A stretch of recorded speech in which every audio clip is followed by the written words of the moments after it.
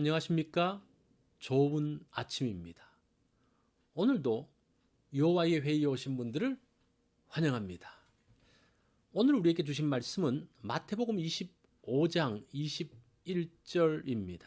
이 말씀 제가 받들어 읽습니다.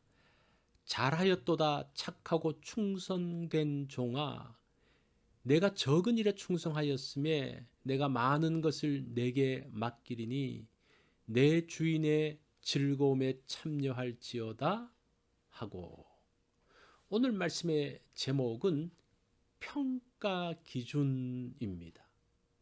우리의 인생은 평가로 점철되어져 있습니다. 학창 시절에 시험으로 평가를 받았습니다. 직장인이 되고 난 다음에도 계속적으로 평가받고 있습니다. 선생님이 우리를 평가했습니다. 직장 상사가 우리를 평가합니다. 또 주변 사람들의 평가를 받기도 합니다. 인생의 마지막에는 하나님의 평가를 받습니다. 달란트 비유의 핵심은 인생을 평가하는 분이 있다는 겁니다. 5달란트 받은 자, 2달란트 받은 자, 1달란트 받은 자 모두에 대해서 하나님이 평가하십니다. 2사람은 좋은 평가를, 1사람은 나쁜 평가를 받습니다. 30절 말씀에서 그 나쁜 평가를 한번 들어보십시오. 이 무익한 종을 바깥 어두운 데로 내쫓으라. 거기서 슬피 울며 이를 갈리라. 하나님은 1달란트 받은 사람에게 무익한 종이라고 합니다. 무익하다는 것은 아무런 유익을 주지 못했다는 것입니다. 그 평가 기준을 보면 무익한가 유익한가 둘 중에 하나라는 겁니다. 많은 돈을 번 사람이 있습니다. 많이 공부하고 연구해서 실적을 낸 사람이 있습니다. 하나님의 평가는 업적이 아니라 주변에 얼마나 많은 유익을 주었느냐입니다. 하나님 나라에 어떤 유익을 주었느냐가 첫 번 평가 기준입니다. 무익한 종에게 주인이 어떻게 말하는지를 한번 들어보십시오. 26절입니다. 그 주인이 대답하여 이르되 악하고 게으른 종아, 나는 심지 않은 데서 거두고 해치지 않은 데서 모으는 줄로 네가 알았느냐. 하나님은 1달란트 받은 사람에게 게으른 종이라고 합니다. 두 번째 평가 기준은 얼마나 성공했느냐가 아니라 성실했느냐, 게을렀느냐의 차이입니다. 우리는 재능이 없어서 큰 일을 못했다고 아쉬워합니다. 환경이 나빠서 좋은 결과를 만들지 못해서 안타깝게 생각합니다.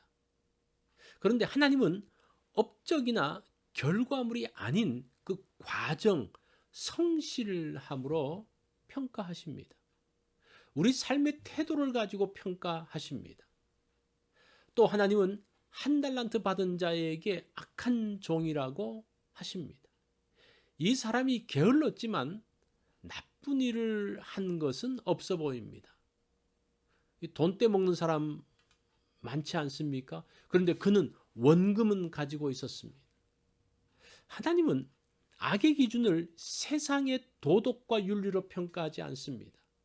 하나님과의 관계를 기준으로 의로움과 악함을 평가합니다. 하나님과 잘못된 관계를 가지고 있는 사람을 악하다고 말씀합니다. 하나님과의 관계가 세 번째 평가 기준입니다. 24절 말씀을 볼까요? 1달란트 받았던 자는 와서 이르되 주여 당신은 굳은 사람이라 심지 않은 데서 거두고 해치지 않은 데서 모으는 줄을 내가 알았으므로. 1달란트 받은 사람은 주인이신 하나님과의 관계가 뒤틀려 있습니다. 주인을 만나서 이렇게 말하죠. 당신은 씨를 심지 않고 열매를 받으려는 굳은 사람입니다 라고 합니다. 오랫동안 주인과 함께 살면서 경험하고 생각해서 얻은 결론이 주인은 굳은 사람이야. 인색하고 피도 눈물도 없는 사람이라는 겁니다. 이렇게 생각을 하니까 주인을 위해서 일하고 싶지가 않습니다. 그래서 받은 달란트를 그냥 묻어두었습니다. 15절 말씀을 봅니다. 각각 그 재능대로 한 사람에게는 금 5달란트를, 한 사람에게는 2달란트를, 한 사람에게는 1달란트를 주고 떠났더니, 1달란트 받은 사람이 주인을 싫어하는 것은 불공평함 때문입니다. 모두에게 1달란트씩을 주고 능력을 평가했다면 인정할 수 있습니다. 그런데 주인은 각각의 재능 혹은 능력을 따라서 다르게 나누어 주었습니다. 주인이 일방적으로 자신을 능력 없는 사람으로 평가하는 것이 싫었습니다. 자, 21절 말씀을 보십시오. 주인의 평가가 어떠한지.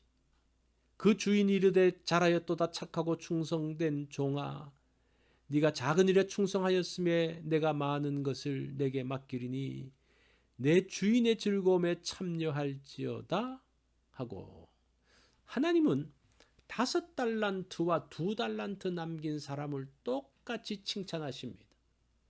하나님은 양의 차등을 두지 않고 동일하게 평가하십니다.